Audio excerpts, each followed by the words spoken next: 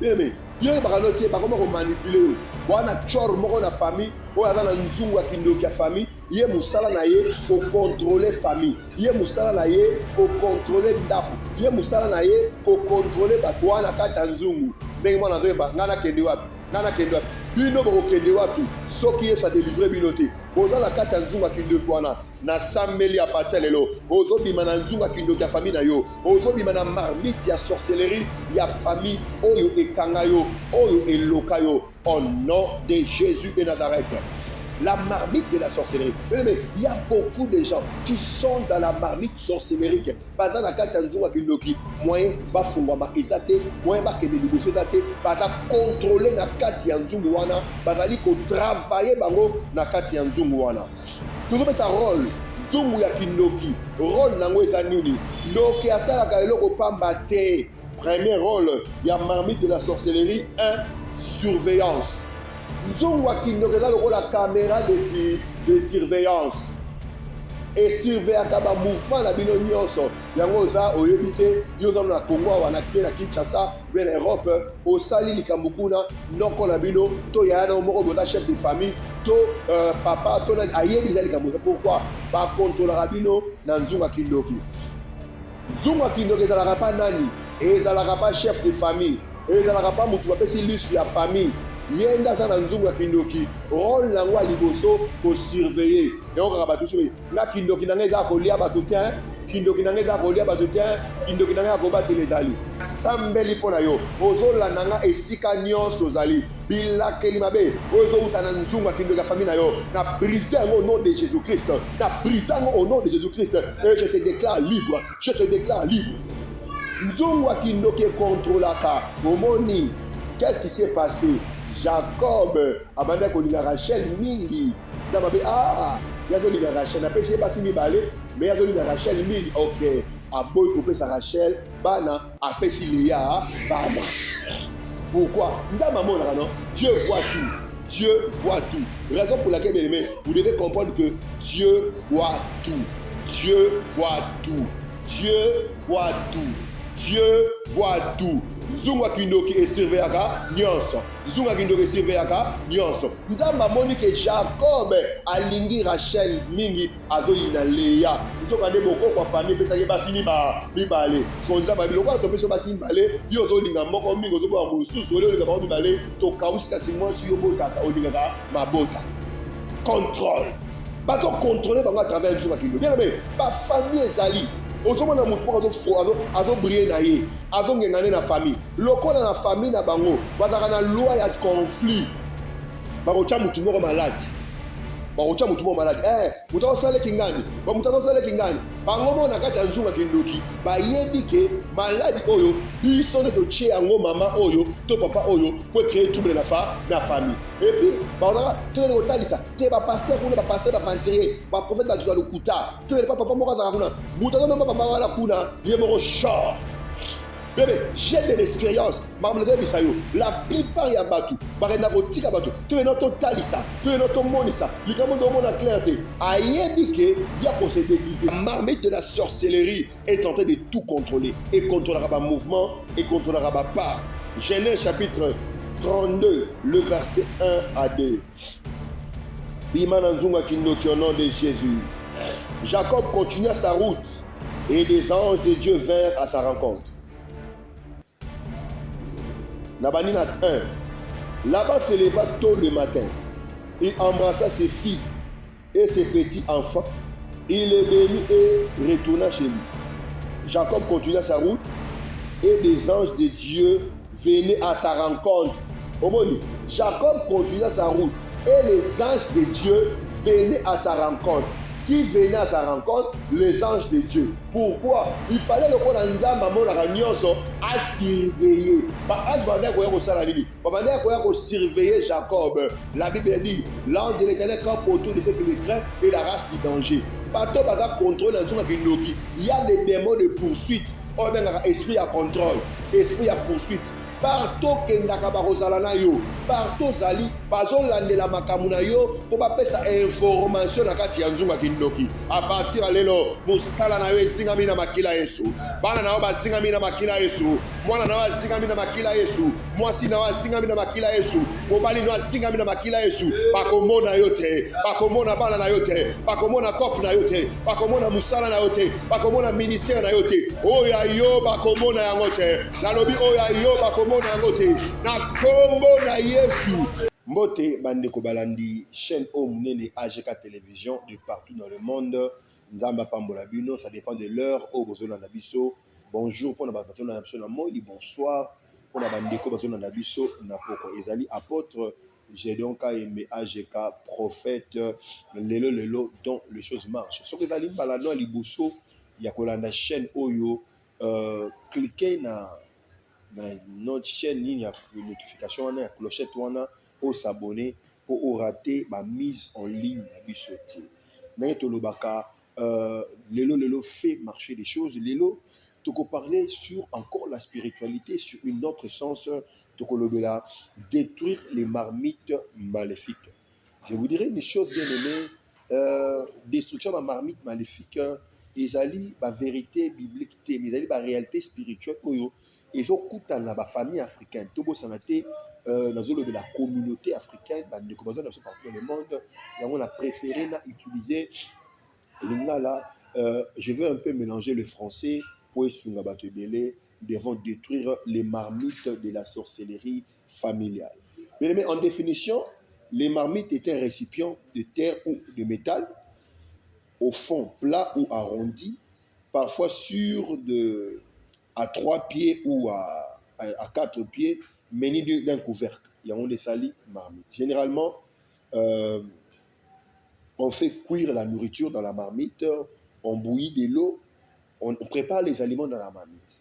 Et quand on parle de mots maléfiques, maléfique c'est ce qui a une influence malfaisante ou occulte. Et nous sommes en train de parler des marmites maléfiques, nous sommes en train de parler d'un récipient à laquelle on est en train de bouillir des nourritures, un récipient qui a une influence maléfique. Voilà, la marmite maléfique est un récipient qui a une influence maléfique. Généralement, dans la famille africaine, dans ma botte belé, dans la récipient wana, où ils ont une influence maléfique.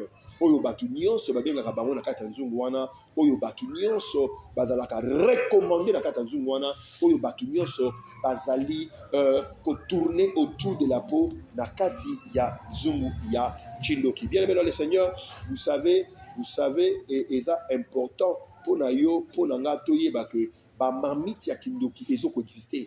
Ba marmite ya Kindoki ezo mais ba tebele bazo tourner en rond, ba tebele bazo baluka sur place, ba tebele ba okende liboso te à cause ya ba influence ya ba marmite ya Kindoki. Mais ils ont un but malfaisant qui a nuire ma vie à battre ma destinée.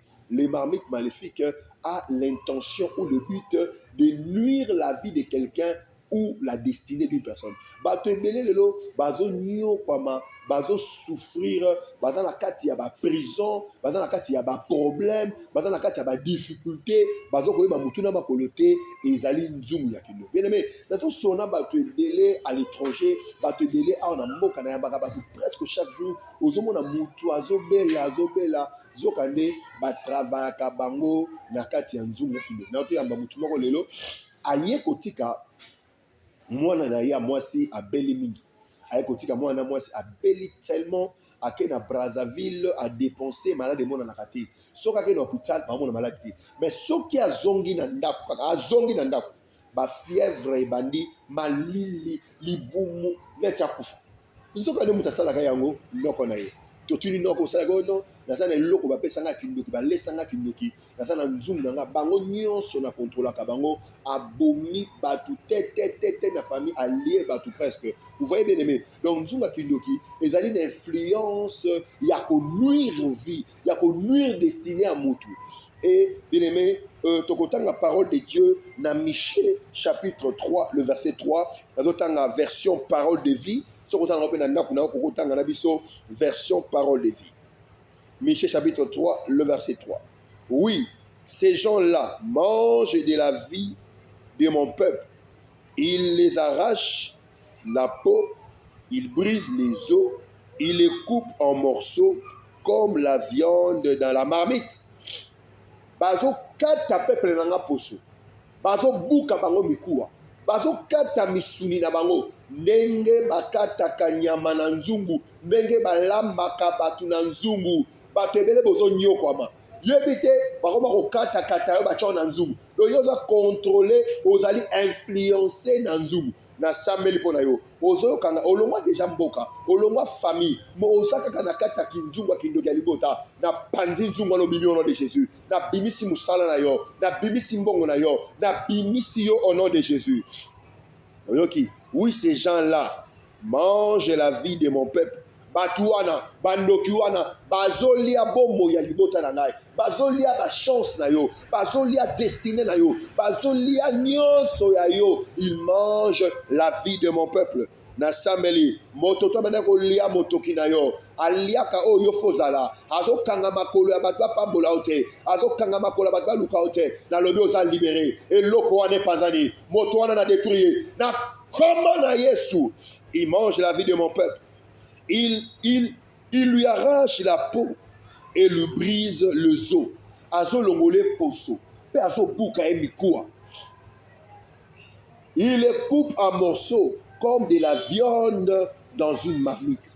Bien aimé, yo bakanote bakoma ko manipuler yo. Wana chor moko na famille, o aza na nzungu ya kindoki ya famille, ye musala na ye ko contrôler famille. Ye musala na ye ko contrôler ndako. Ye musala na ye ko contrôler bato wana kata nzungu. Ndenge mwana zoyeba ngana kende wapi? Ngana kende wapi? Bino boko kende wapi? Soki ye sa délivrer bino te. Boza la kata nzungu kindoki wana na sambeli a partir lelo. Ozo bima na nzungu kindoki ya famille na yo. Ozo bima na marmite ya sorcellerie ya famille oyo ekanga yo, oyo eloka yo au nom de Jésus de Nazareth. La marmite de la sorcellerie. Mais il y a beaucoup de gens qui sont dans la marmite sorcellerique. Baza na kata nzungu kindoki, moyen ba fungwama ezate, moyen ba kende liboso ezate, baza contrôler na kati ya nzungu wana, bazali ko travailler bango na kati ya nzungu wana. Tout ça rôle, nzungu ya kindoki, rôle nango eza nini? Ndoki asalaka eloko pamba te. Premier rôle, il y a marmite de la sorcellerie, 1, surveillance. Nzungu ya kindoki eza lokola caméra de surveillance.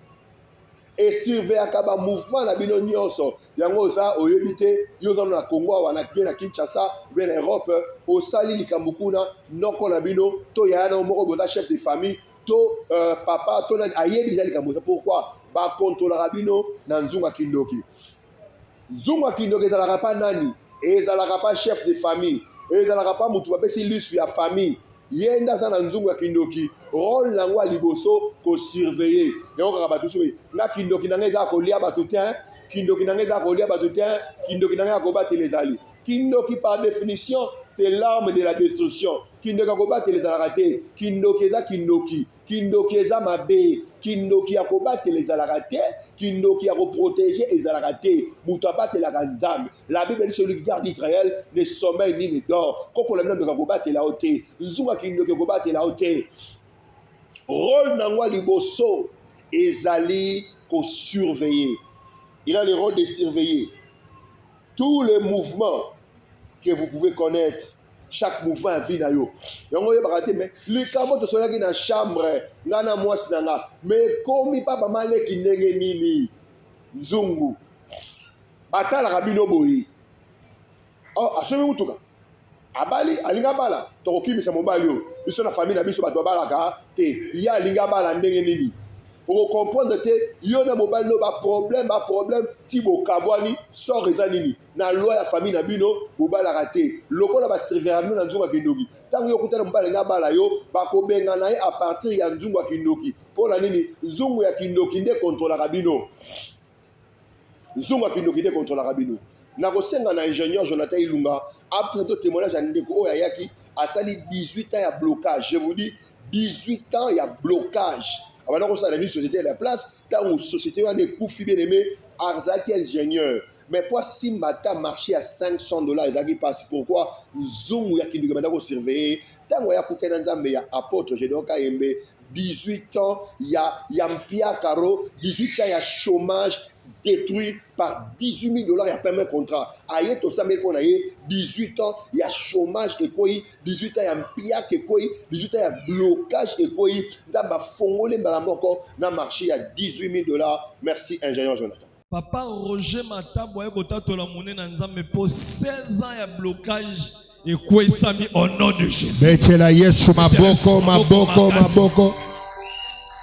Papa Roger Lobiboé, Aza architecte de formation et pratiquant. Ça, c'est la Rayango.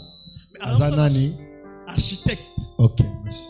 Abandé ko ça dans la société mon a place. Et banda 2016, 2006, société on est quoi qui n'a faillite quoi et banda wana a remarqué Société nini. Et wabora. Eboa a. Et wabora. Ok. Amen, amen. Alléluia. Et wabora bande quoi, ça dit a remarqué banda et wabora quoi ti en 2020 oyo. Ça dit souka na ye asa limité, souka na ye ya projet au basala reza na c'est à $1000. Wale kaka likola $1000 ti. Alors, papa lobi eloko mo ka retenir na Job 36:11.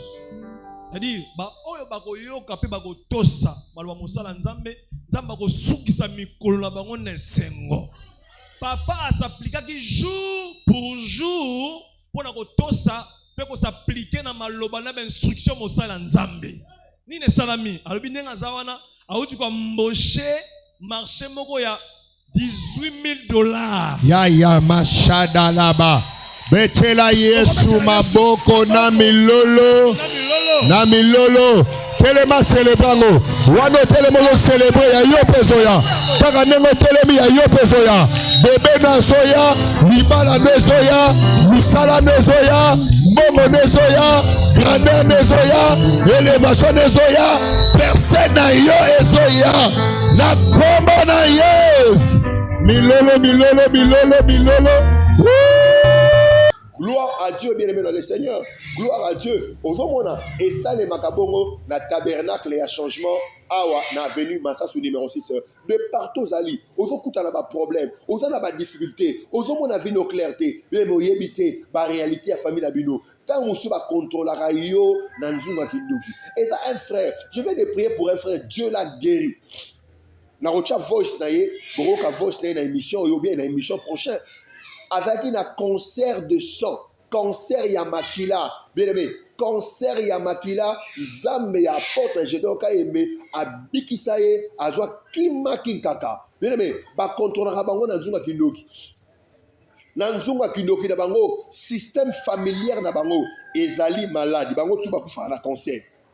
Maman na bango kufa na cancer à libé. Papa na bango kufa na cancer ya barin. Yé a na cancer à makila.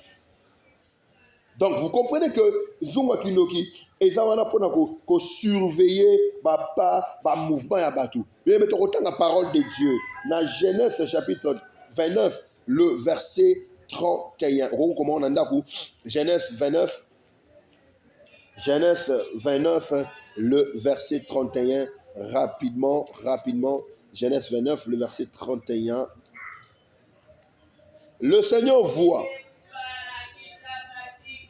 Seigneur voit que Léa n'était pas aimée, alors il lui donna des enfants. Mais Rachel, au contraire, elle ne peut pas avoir des enfants.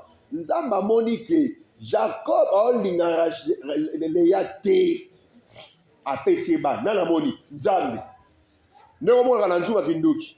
Nakata nzunga fa bako pese makambo. O benga ka kodia. Kodia ezali ko tirer force nango nakata nzunga kindo ya kindoki. Lazi talabadega.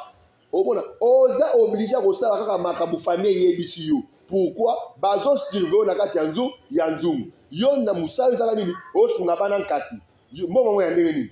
Yo omisunga yo moko te. Mbongo ezali osunga bana nkasi. Okomona kode ya mosusu elobi yo bana yo boti kosunga bango te, kosalisa bango te. Pourquoi? Ezali mibeko ya nzungu, ezali instruction ya nzungu na sambeli pona yo. Ozolanda nga esika nyonso ozali bilakeli mabe ozo uta na nzungu akindo ya famille na yo na briser yango au nom de Jésus-Christ. Na briser yango au nom de Jésus-Christ et je te déclare libre. Nzungu akindo ke contrôlaka omoni. Qu'est-ce qui s'est passé? Jacob a demandé à Rachel mingi. nzambe ah yazolinga Rachel apesi ye basi mibale mais yazolinga Rachel mingi ok aboyi kopesa Rachel bana apesi Léa bana. Pourquoi? Nzambe amonaka non? Dieu voit tout. Dieu voit tout. Raison pour laquelle, bien aimé, vous devez comprendre que Dieu voit tout. Dieu voit tout. Dieu voit tout. Dieu voit tout. Nzunga kindoki esirveaka nyonso. Nzunga kindoki esirveaka nyonso. Nzamba moni ke Jacob alingi Rachel mingi azoyina Léa. Nzoka nde boko kwa famille pesa ke basi mibale. Siko nzamba biloko to pesa basi mibale yo to linga moko mingi zo bo mususu ole linga ba mibale to kausika simwasi yo bota olinga mabota. Contrôle. Bato contrôler bango à travers nzunga kindoki. Bien aimé, ba famille ezali ozomona mutu moko azobriller na ye azongengane na famille lokola na famille na bango bazaka na loi ya conflit bakotya mutu moko malade mutu azosaleki ngani mutu azosaleki ngani bango moko na kati ya nzunga kindoki bayebi ke maladi oyo biso nde totie yango mama oyo to papa oyo po créer trouble na famille et puis bazaka tokende kotalisa te bapaster kuna bapaster baventurier baprophète bazuza lokuta tokende pa papa moko azaka kuna mutu azomemba papa wana kuna ye moko short. Bébé, j'ai de l'expérience. La plupart ya batu, barena kotika batu. Tu es notre talisa, tu es notre monisa. Likamo de mon clarté. Ayebike ya ko se déguiser. Qu'est-ce qui s'est passé aujourd'hui? Papa moi kotika moi na moi à la consultation. Moi na belaka. Ajuki noki, atiki la libana le roi libanga. Alors papa so na mboka, ngana kota na posa koba. Nenga tiki libanga wana non pour en fait ko oyoka kilo na nzoto na yo o monete. Yo se constate kaka mutazobela yeyo lokola nzambe amonaka nyonso to contrôler na radar spirituel to lindori muto sa mona bo alinga résister na fongolo le misami papa nanga na kufa misu na moni lumière tout autour de yo dabina tubela abomi batu na famille maye kotika mwana nkasi na zobela. Bien aimé dans le Seigneur, allez vite comprendre que la marmite de la sorcellerie est en train de tout contrôler. Et contrôlera pas mouvement, et contrôlera pas pas. Genèse chapitre 32, le verset 1 à 2. Bimananzunga Kindoki au nom de Jésus. Jacob continua sa route, et des anges de Dieu vinrent à sa rencontre. Nabanina 1. Laban se leva tôt le matin. Il embrassa ses filles et ses petits enfants, il les bénit et retourna chez lui.